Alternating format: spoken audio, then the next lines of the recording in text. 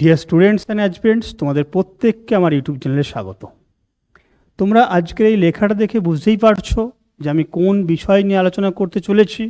অবশ্যই ক্লাস 5 এক্সামের যেটা পার্ট 1 গতকাল 4টে শিফটের মাধ্যমে শেষ হয়েছে, সেই বিষয়ে আমি কয়েকটা কথা বলবো। কারণ তোমরা কালকে এক্সাম শেষ হওয়ার পর থেকে আজ পর্যন্ত এর cut off, so-called cut off না হলেও কত স্কোর হলে তুমি মেন্সের প্রিপারেশন নিতে পারবে, বিভিন্ন জায়গায় এইটা শুনেছ। আমি এই বিষয়ে আর কিচ্ছু বলছি না। যদি তুমি, আমি আগের ভিডিওতে বলেছি, যদি তুমি 58 বা 55 জায়গার মধ্যে স্কোর করে থাকো জেনারেল ক্যাটাগরি, তার অবশ্যই মেন্সের প্রিপারেশন শুরু করবে, মানে 55 থেকে 58। ওকে, এবার ক্যাটাগরি থাকলে তুমি যেমন আগের বছর 65 কাট অফ ছিল, যতটা বাদ গেছে ওই পরিমাণ 55 বা 58 থেকে বাদ দিয়ে তুমি মেন্সের প্রিপারেশন শুরু করতে পারো এবং করবেই। শুধু কেন করবে? কারণ দেখো, তোমাদের মনে হবে যে এই মুহূর্তে কত ভ্যাকেন্সি আছে, কি ধারা দেখো ভ্যাকেন্সি কত আছে, কতজনকে পাস করাবে, এইগুলো আমাদের পক্ষে এই মুহূর্তে জানা সম্ভব নয়। পিএসসি কোনো রকম কিছু বলেনি। সুতরাং তোমাকে প্রিপারেশান শুরু করতে হবে। 2000 সিট থাকলেও তুমি করবে, আর 200 সিট থাকলেও তোমাকে করতে হবে। মূল কথা হচ্ছে প্রিপারেশানে তোমাকে ঝাঁপিয়ে পড়তে হবে, আজ থেকেই সেটা ঝাঁপিয়ে পড়তে হবে, কোনো সময় নষ্ট করা যাবে না। কারণ এখানে কিন্তু একটা লেভেল পর্যন্ত স্টুডেন্ট বাদ বা ছাঁটাই হয়ে যাবে।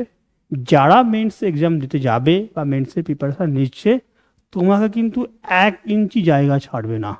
ওকে, এখানে একটা ছাঁকনির মাধ্যমে ছাঁকা বা ফিল্টার হয়ে কিন্তু একটা চলে আসে, তারা কিন্তু এই সুযোগটাকে কাজে লাগাবে। সুতরাং তোমার কাছে মেন্স এক্সাম একটা যুদ্ধের মতনই। সুতরাং এই যুদ্ধটা তোমার কিন্তু ঝাঁপিয়ে পড়তে হবে শুরু থেকে। তুমি যদি না শুরু থেকে ঝাঁপিয়ে পড়ো, এর যে মূল সিলেবাস পার্ট 2-তে আছে সেটা কিন্তু তুমি কি কভার করতে পারবে না। কিন্তু সেটাই আলোচনা করব আমি, যে কিভাবে লিখবে তুমি 6টা টপিক 1 ঘন্টায়, সেটাই আজকে আলোচনার মূল বিষয়। কিন্তু তার আগে দুটো বিষয় এখানে আমি হাইলাইট করেছি, সেটা হচ্ছে রেজাল্ট কবে বেরোবে, মেন্স এক্সাম কবে হবে। দেখো, রেজাল্ট কবে বেরোবে বা মেন্স এক্সাম কবে হবে এই বিষয়ে এখনও, কালকে জাস্ট পরীক্ষা হয়েছে, এই বিষয়ে কোনো তথ্য এখনও পিএসসি সেইভাবে কিছু বলেনি।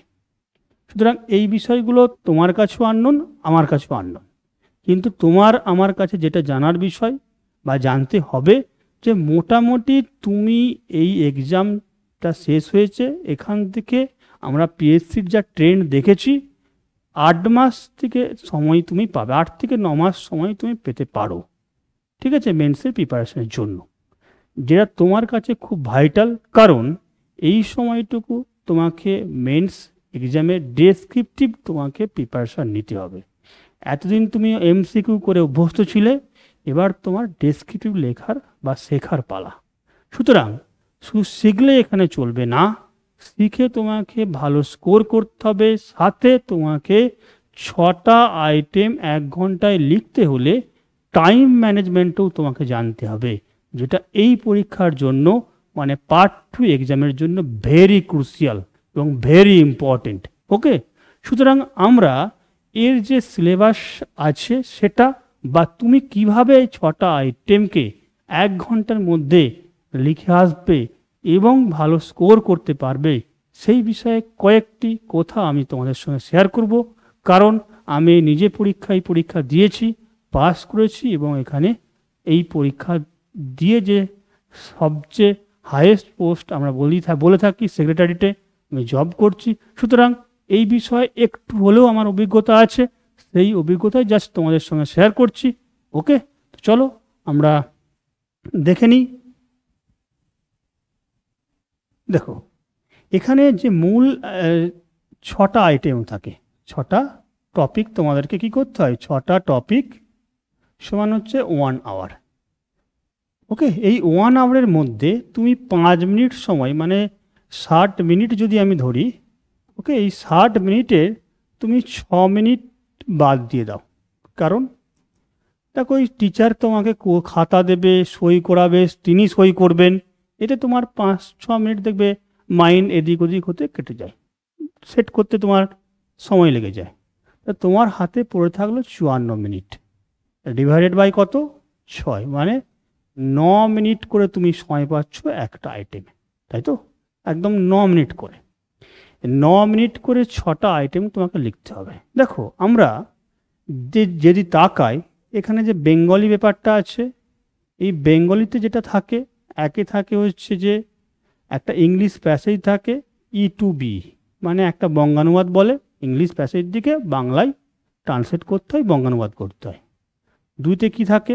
প্রতিবেদন থাকে, ওকে, প্রতিবেদন থাকে। আর 3-এ থাকে সারাংশ। সিমিলারলি ইংলিশে কি থাকে? ইংলিশে থাকে রিপোর্ট, 2-এ থাকে B2E, মানে একটা বেঙ্গলি প্যাসেজ দেয়, ট্রান্সলেশন করতে হয় ইংলিশে।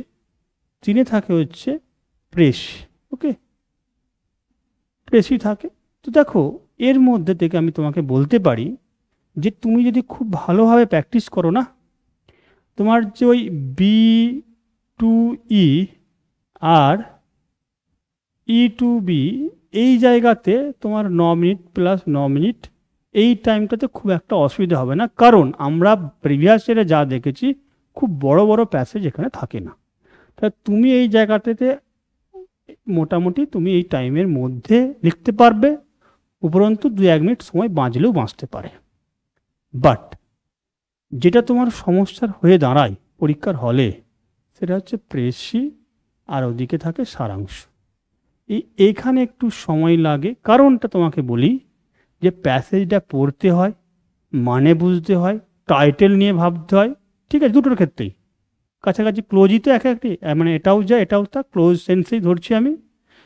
দুটোর ক্ষেত্রেই প্যাসেজ থেকে একটা সারাংশ বা মেন বিষয়বস্তু থিম লিখতে হয়, টাইটেল ভাবতে হয়, এবং টাইটেলের উপর নাম্বার থাকে যেহেতু, সুতরাং তোমার এই জায়গাটাকে তোমাকে কিন্তু টাইমটা 9 মিনিট প্লাস 9 মিনিটে কিন্তু শর্ট হয়ে যায় অনেক ক্ষেত্রে, যদি তুমি না রেগুলার বেসিস এটাতে প্র্যাকটিস করে থাকো, বা এটাতে খুব লেবার দিয়ে হার্ডভাবে প্র্যাকটিস করলে কিন্তু এটা ম্যানেজ করা, টাইম ম্যানেজমেন্ট করা সোজা।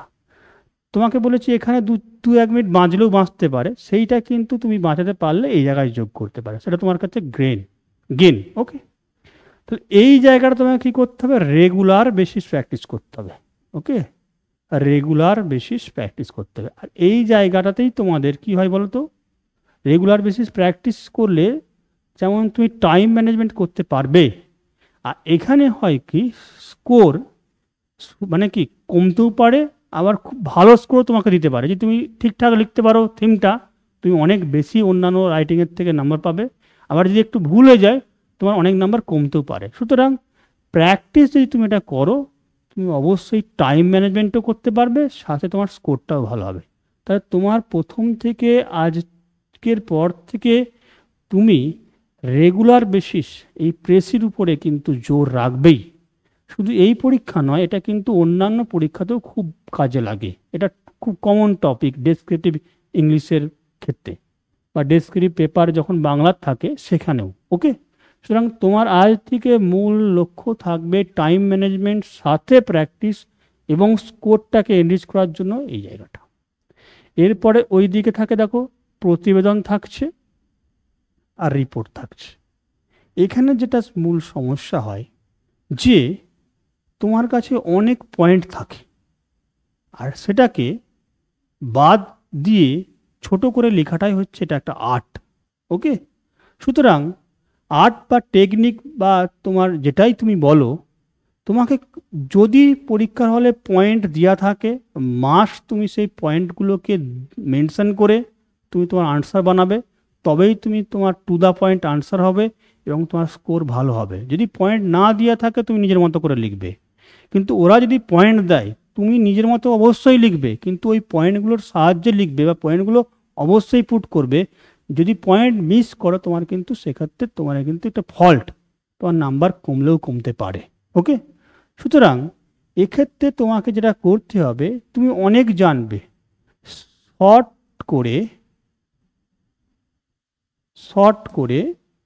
ঠিক আছে, 120 থেকে 145 বা 50 যেটাই বলি, এই ওয়ার্ডের মধ্যে কিন্তু তোমাকে লেখাটা প্র্যাকটিস করতে হবে। অনেক সময় কি হয়, তুমি খুব ভালো করে শুরু করলে আর টাইম শর্টের জন্য শেষটা ফিনিশটা ঠিক করে হলো না, তখন কি হয়, লেখাটা কমপ্লিট মনে হয় না, মনে হয় যেন হঠাৎ করে শেষ হয়ে গেল। তখন কিন্তু তোমার নাম্বার কি হয়, কমতে থাকে, কমে যায়। সেজন্য বলবো যে তুমি মেন্টালি প্রিপেয়ার থাকবে যে আমাকে কম ওয়ার্ডের মধ্যে লিখতে হবে, কারণ তোমার হাতে সময় তো কম। ঠিক আছে, সুতরাং এই কম ওয়ার্ডের মধ্যে শুরু এবং মেন বডি এবং শেষ যেন একটা কমপ্লিট আনসার হয়, এবং পড়ে কোথাও যেন না মনে হয় যে এটা কি আধা খাপটা হয়েছে বা অর্ধেক লেখা হয়েছে, ঠিক করে ফিনিশ হয়নি। সুতরাং এটা যেন কোনোভাবেই না হয় এই দুটোর ক্ষেত্রে। এখানে সমস্যাটা এটাই যে তুমি অনেক জানবে তথ্য, কিন্তু তোমার লেখার ক্ষেত্রে তুমি সময় পাবে না, ছোট করতে গিয়ে তোমার রিপোর্টটা ঘেটে যায়। এটা কিন্তু যাতে না হয় সেদিকে প্রথম থেকে তোমাকে নজর রাখতে হবে। তাহলে তোমাকে এই যে 6টা আইটেম কত মিনিটের মধ্যে প্র্যাকটিস করবে, কিভাবে করবে, কিছু তোমাকে বিষয় বললাম, এবং তোমাকে বলো পুরো 6টা আইটেমটা লেখাটাই তোমার কাছে একটা আর্ট বা টেকনিক। এই টেকনিকটাকে তোমাকে রপ্ত করতে হবে। প্রথম প্রথম তোমার সময় 1.5 ঘন্টা লাগতে পারে, এখন বাড়িতে 2 ঘন্টা লাগতে পারে, নো ম্যাটার। এখন তুমি যখন প্রথম 2 মাস 3 মাস প্র্যাকটিস করবে, তুমি সময়ের দিকে তাকাবে না, তোমার কারেক্ট ইংলিশ কারেক্ট বাংলা লেখার চেষ্টা করবে, সাজিয়ে গুছিয়ে লেখার চেষ্টা করবে। ঠিক 2-3 মাস পর থেকে টাইম ম্যানেজমেন্ট নিয়ে ভাববে। যখন তোমার কাছে লেখাটা সরগর হয়ে যাবে আর লেখাটা তুমি সাজিয়ে লিখতে পেরে গেছো বুঝবে, তখন তুমি টাইম ম্যানেজমেন্ট নিয়ে করবে। অবশ্যই কিন্তু এক্ষেত্রে মাথায় রাখবে যে এটা যেন না প্রথম থেকে খুব 200-300 ওয়ার্ডের প্র্যাকটিস করলে এরকম না, ছোট করার টার্গেটটা রাখবে। সময় বেশি লাগতে পারে, কিন্তু ছোট লেখার প্রবণতাটা তোমার কিন্তু শুরু করতে হবে এখন থেকেই। ওকে, না হলে কিন্তু এই কম সময়ের মধ্যে লেখাটা একটা টাফ বা ডিফিকাল্ট হবে। আমি তোমাকে বলতে পারি যে অনেকে অনেক বড় বড় পরীক্ষা পাস করেছে, ঠিক আছে, কিন্তু এই 6টা আইটেম ঠিক টাইমের মধ্যে লিখে আসতে পারেনি বা সাজিয়ে লিখতে পারেনি বলে কিন্তু এই পরীক্ষাটা তার হাত ছাড়া হয়ে গেছে। আর একটা বিষয় তোমাদের মনে হয়, 6টা কি লিখতেই হবে তবেই কি চাকরি পাওয়া যায়? দেখো, মিনিমাম 5টা তোমাকে লিখতে হয়। কারণ বলছি, কখন, যদি তোমার প্রিলিমসের স্কোর খুব ভালো আছে, কারণ প্রিলিমসের স্কোর যোগ হবে, সেক্ষেত্রে তুমি শুনে থাকতে পারো যে অমুক দাদা আগের বছর 5টা লিখে চাকরি পেয়ে গেছে, হয়তো তার প্রিলিমস স্কোর ভালো ছিল। তোমাকে বলে রাখি যে তুমি লেখার চেষ্টা করবে 6টাই, কারণ হয়তো তুমি 5টা নিলে খুব ভালো লিখবে, ভালো লিখে তুমি 5টাতে ভালো লেখার জন্য 1 করে বেশি পেলে, তুমি 6টাতে একটু তার থেকে লো লিখে কিন্তু অ্যাভারেজ নাম্বার লিখে দেবে, তোমার গড়ে পড়তে 3 বেশি হয়ে গেল। ঠিক আছে, সেটা বেশি গেনার আমি মনে করি। তোমার চেষ্টাটা যেন 6টা আইটেমে লেখার থাকে, এটা টার্গেট নিয়ে যাবে। এবার যদি কোনো কারণে হয় যে 5.5টা বা 5টা লিখেছো, সেটা পরের কথা। তুমি মেন্টালি প্রিপেয়ার হয়ে যে আমি 6টা লিখবো না, শুধুমাত্র 5টা লিখতে যাব, তাহলে কিন্তু পরীক্ষা হলে 4টে নেমে যাবে। এটা যেন কখনোই না হয়। টার্গেট তুমি রাখবে 6টা, এবং টাইম যে ব্যবহার দেখালাম 9 মিনিট করে, তুমি এই পোর্শনে টাইম দেবে বাঁচছে, সেই টাইমটাকে এই জায়গায় পুট করবে। আর এইটা তোমাকে 18 মিনিটের মধ্যেই লেখার চেষ্টা করতে, 9-9-18। ওকে, এই টার্গেট নিয়ে এইভাবে শুরু থেকে প্র্যাকটিস করো। ঠিক আছে, অবশ্যই তুমি শেষ হাসি হাসবে এবং তুমি হবে উইনার। ওকে, তো অল দ্য বেস্ট প্রত্যেককে, ধন্যবাদ।